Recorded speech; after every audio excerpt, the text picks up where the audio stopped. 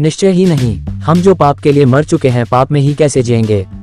या क्या तुम नहीं जानते कि हम जिन्होंने यीशु मसीह में बपतिस्मा लिया है, उसकी मृत्यु का ही बपतिस्मा लिया है। सो उसकी मृत्यु में बपतिस्मा लेने से हम भी उसके साथ ही गाड़ दिए गए थे, ताकि जैसे परमपिता की महिमा में शक्ति के द्वारा यीशु मसीह को मरे हुओं में से जिला दिया गया था, वैसे ही हम भी एक नया जीवन पाएं। क्योंकि जब हम उसकी मृत्यु में उसके साथ रहे हैं, तो उसके जैसे पुनरुत्थान में भी उसके साथ रहेंगे। हम ये जानते हैं कि हमारा पुराना व्यक्तित्व यीशु के साथ ही क्रूस पर चढ़ा दिया गया था, ताकि पाप से भरे हमारे शरीर नष्ट हो जाएं और हम आगे के लिए पाप के दास न बने रहें। क्योंकि जो मर गया वह पाप के बंधन से छुटकारा पा गया, और क्योंकि हम मसीह के साथ मर गए, सो हमारा विश्वास है कि हम उसी के साथ जिएंगे भी। हम जानते हैं कि मसीह जिसे मरे हुओं में से जीवित किया था अमर है, उस पर मौत का वश कभी नहीं चलेगा।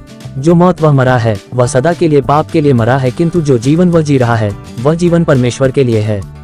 इसी तरह तुम अपने लिए भी सोचो कि तुम पाप के लिए मर चुके हो, किंतु यीशु मसीह में परमेश्वर के लिए जीवित हो।